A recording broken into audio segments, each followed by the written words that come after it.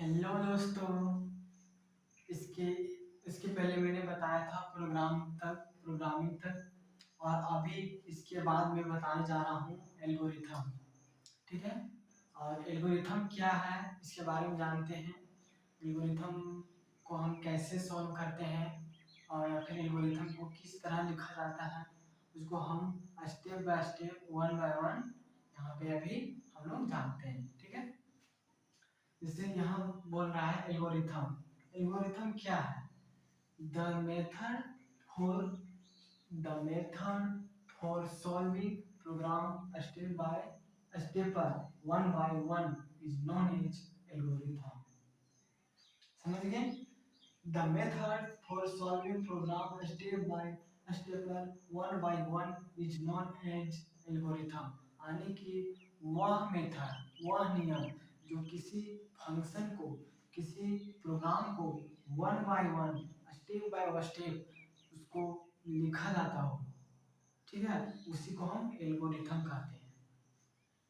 अब जानते हैं कि इसका स्ट्रक्चर क्या है। Structure of algorithm. ठीक है। अभी हम जानते हैं स्टेप वन में सबसे पहले एल्गोरिथम को लिखने के लिए देखिए दोस्तों, सबसे पहले हम लोग पढ़ रहे हैं C plus plus. C plus plus में बहुत सारा लैंग्वेज को स्ट्रक्चर एल्गोरिथम प्रोग्रामिंग को पढ़ा जाता है। ठीक है।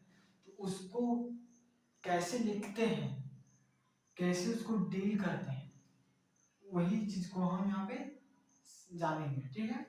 Structure of algorithm. इसके पहले हमने पढ़ा था प्रोग्राम क्या है। ठीक है। चलिए अब हम आगे चलते हैं कि स्ट्रक्चर ऑफ एल्गोरिथम। ठीक। एल्गोरिथम को मैंने अभी पढ़ा। The method for solving program step by step one by one is known as algorithm. अब इसके बारे में और आगे जानते हैं कि स्ट्रक्चर ऑफ एल्गोरिथम। एल्गोरिथम का स्ट्रक्चर क्या है। सबसे पहले एल्गोरिथम को हम स्टार्ट करते हैं। स्टार्ट। ठीक। उसके बाद स्टेप टू में जानते हैं कि एक्सेप्ट द नंबर या डाटा। देखिए ध्यान से यहाँ सुनिए क्या बोल रहा है इसमें कि जब हम प्रोग्राम को लिखते हैं यानी एल्गोरिथम को लिखते हैं तो सबसे पहले क्या होता है, स्टार्ट करते हैं। और अब प्रोग्राम किस में लिखते हैं, जो कोडिंग वगैरह होता है ना, कोडिंग उसमें एक स्पेशल एप्लीकेशन होता है उसमें हम लिखते हैं। प्रोग्राम को रन करते हैं, लिखते हैं। बस वही चीज इसमें बोल रहा है कि सबसे पहले हम स्टार्ट करते हैं। क्या करते हैं, स्टार्ट। स्टेप टू में कह रहा है कि इनपुट एक्सेप्ट द नंबर और डाटा। इनपुट किया जाता है डाटा को, नंबर को, इंफॉर्मेशन को सबसे पहले एक्सेप्ट किया जाता है। किसमें, कंप्यूटर प्रोग्रामिंग में। किसी भी चीज को हम इनपुट करते हैं या इंफॉर्मेशन को भेजते हैं तो सबसे पहले वो क्या करता है, एक्सेप्ट करता है। एक्सेप्ट द नंबर और डाटा। समझ गए? अब तीसरा में क्या कह रहा है, अब ये जानते हैं। Applying formula. जब हम किसी इंफॉर्मेशन डाटा को इनपुट करते हैं, इंफॉर्मेशन को डालते हैं उसमें, प्रोग्राम में रन कर लिखते हैं तो स्टार्ट होता है। उसके बाद वो एक्सेप्ट करता है। थर्ड में क्या करता है, अप्लाइंग फार्मूला अप्लाई करता है कि किस फार्मूला के बेस पर यह प्रोग्राम रन करेगा। ठीक है। तो थर्ड में आ जाता है अप्लाइंग फार्मूला और फोर्थ में आता है क्या, आउटपुट डिस्प्ले द रिजल्ट। सबसे पहले तो हम किसी को स्टार्ट करते हैं, फिर इनपुट करते हैं तो फार्मूला अप्लाई होता है। क्या होता है, फार्मूला अप्लाई होता है। उसके बाद जब हम प्रोग्राम को लिख के रन करते हैं तो उसमें हमारा क्या आता है, रिजल्ट, जिसे हम आउटपुट कहते हैं। आउटपुट रिजल्ट आता है, उसी को आउटपुट ही ना कहेंगे ना। इसे कहने के मतलब हम कोई काम कर रहे हैं तो सबसे पहले उसको शुरुआत करते हैं। ठीक है। शुरुआत करते हैं, उसके बाद उसमें किस तरह से काम किया जाए, क्या उसमें लगेगा, वो चीज को हम लगाते हैं। उसके बाद दूसरी बात फार्मूला अप्लाई करते हैं कि उसको जब हम काम कर रहे हैं तो उसको किस तरीका से करें, वही तरीका को कहते हैं अप्लाइंग फार्मूला। जब जब हम उस तरीकों को अपना कर काम को करते हैं, काम पूरा हो जाता है, तो हमारा क्या आता है, रिजल्ट, जिसको हम आउटपुट कहते हैं। ठीक उसी तरह यहाँ पर भी स्टेप 4 में कहता है क्या चीज, कि आउटपुट डिस्प्ले द रिजल्ट। ठीक है। अब 5वां पॉइंट में कहता है स्टॉप। स्टॉप, जब हमारा काम समाप्त हो जाता है तो स्टॉप पे भी नहीं होगा। कहने का मतलब पहले स्टार्ट करेंगे। दूसरी बात इनपुट करेंगे, इंफॉर्मेशन को इनपुट करेंगे, वो एक्सेप्ट करेगा कौन, एल्गोरिथम के बेस पर इन कंप्यूटर सिस्टम में।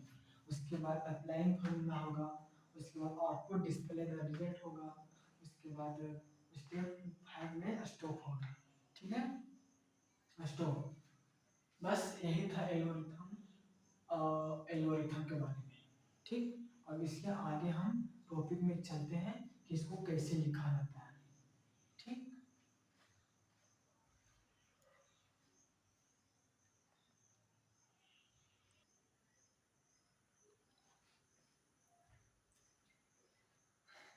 हाँ तो चलिए दोस्तों, अब इसके आगे हम बढ़ते हैं। हम उस वहां तक बताए थे एल्गोरिथम तक कि उसको कैसे लिखा जाता है या सॉल्व किया जाता है। उसी के आधार पर मैंने एक क्वेश्चन लिखा है, और इस क्वेश्चन को किस तरह से हम सॉल्व करेंगे, और ये फार्मूला उसके बेस पर है। ठीक है, हम मैंने वो पिछले बार उस टॉपिक में पढ़ा था एल्गोरिथम।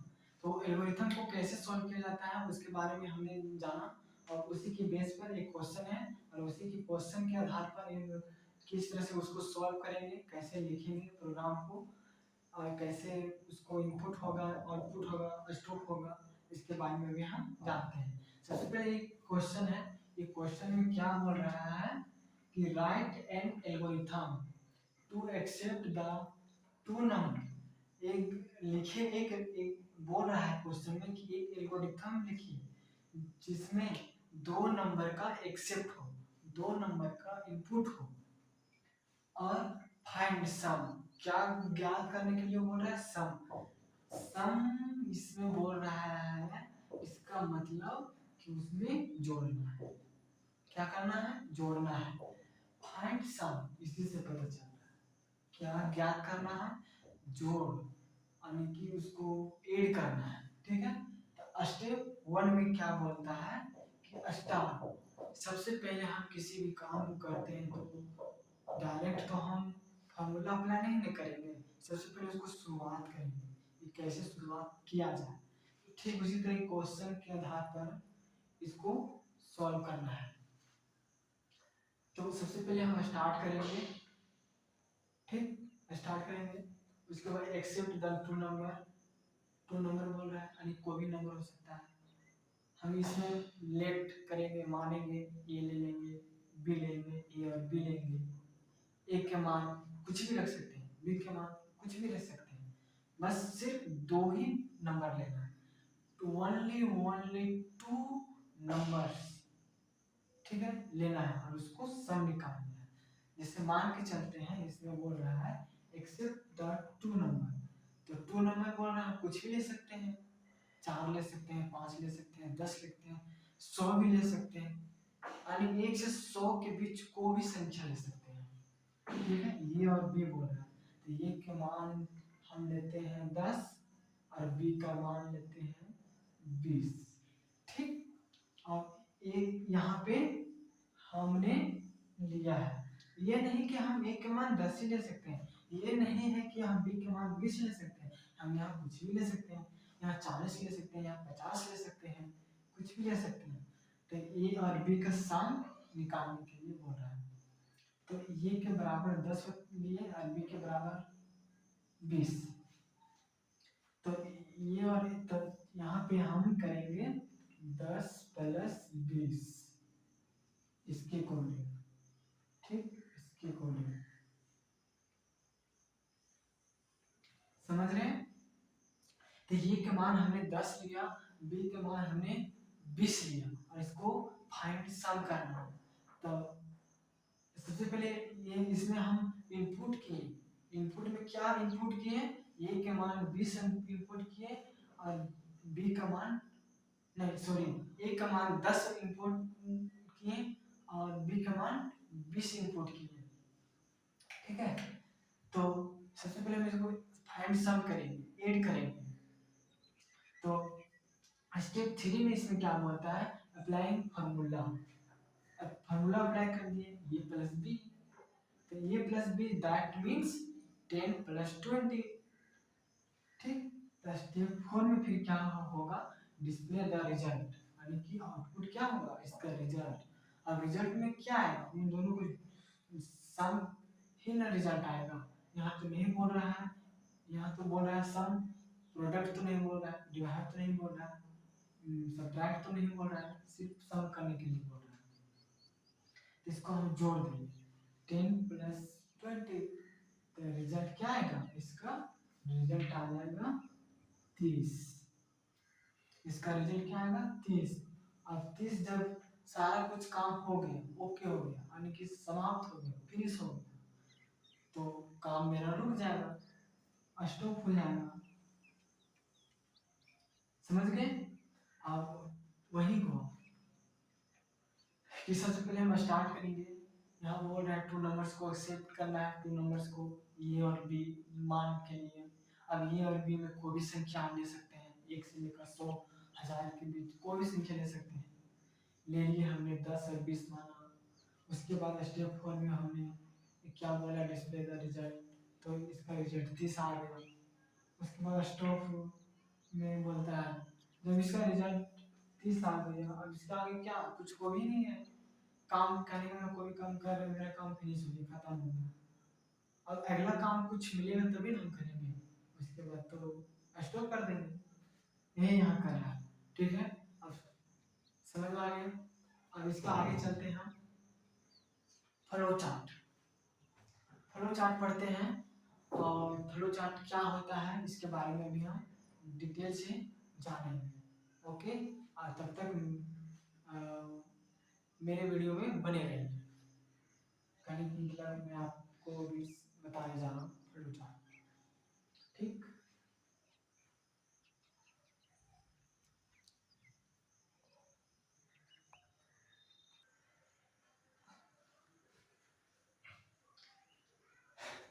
ठीक है।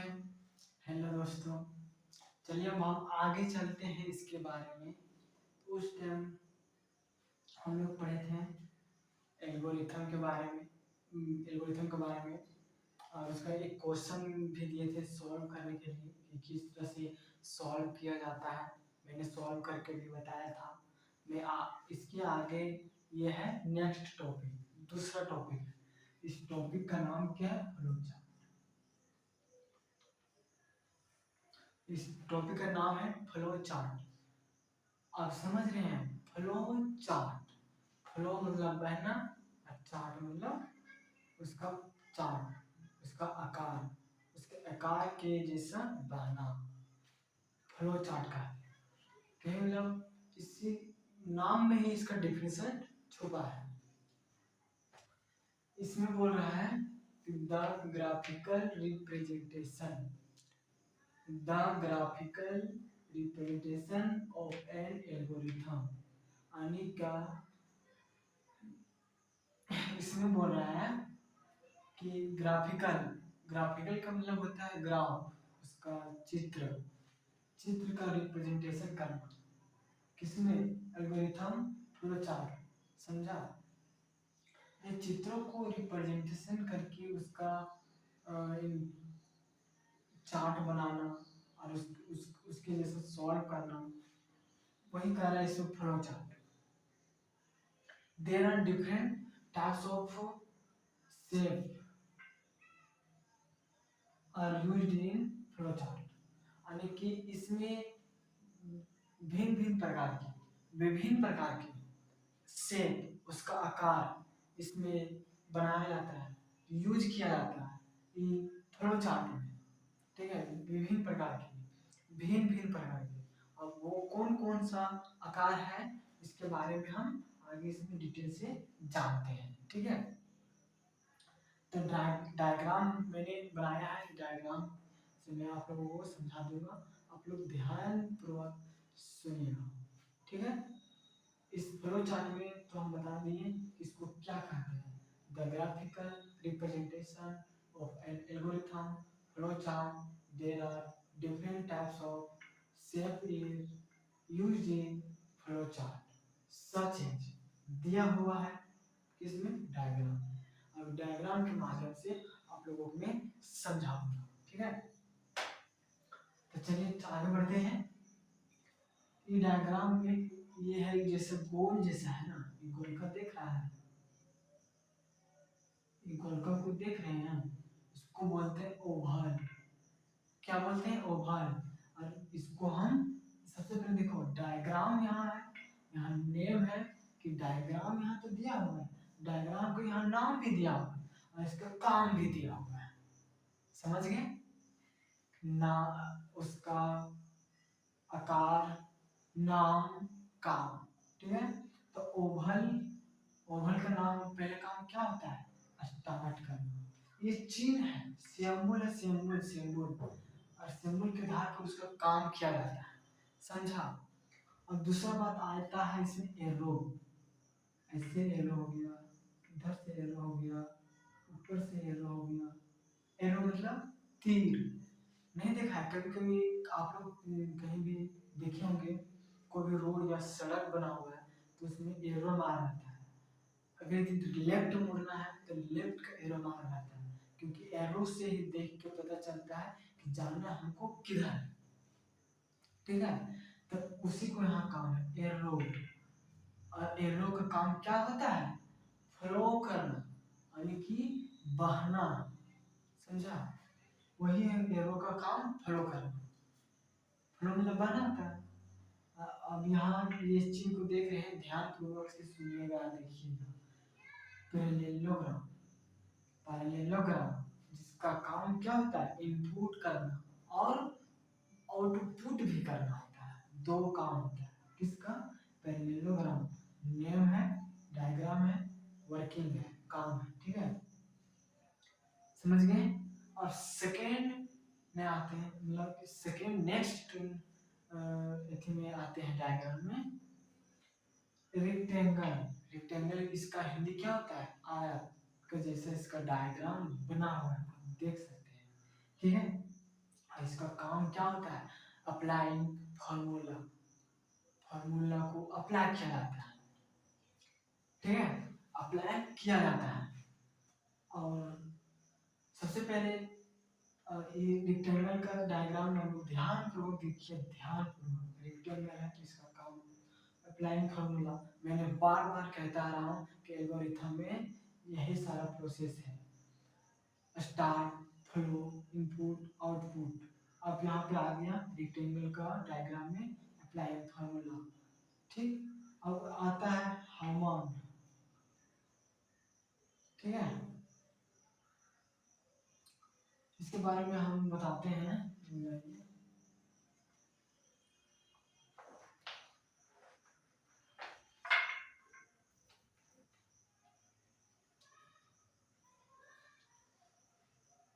आप लोगों को नीचे वाला इसके बारे में हम मिटा के हम बता देते हैं। यहाँ तक समझ में आ गया, रेक्टेंगल के बारे तक यहाँ से मिटा के आप लोगों को बता देते हैं।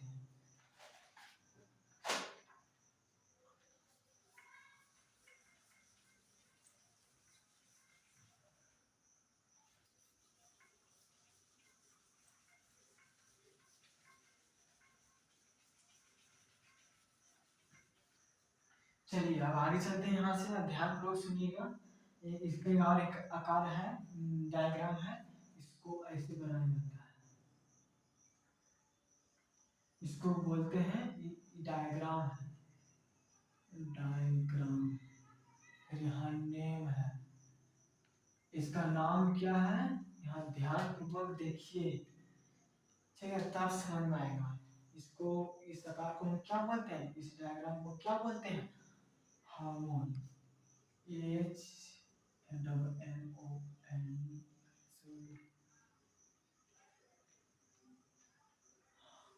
एम है, ठीक है।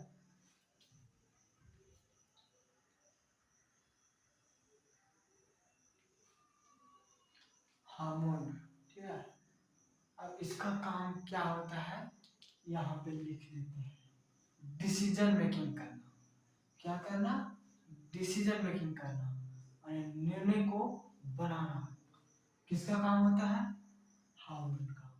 इसका डायग्राम कैसा है, आप देख सकते हैं, ऐसा बना हुआ है, ठीक है। इसका काम होता है डिसीजन मेकिंग करना।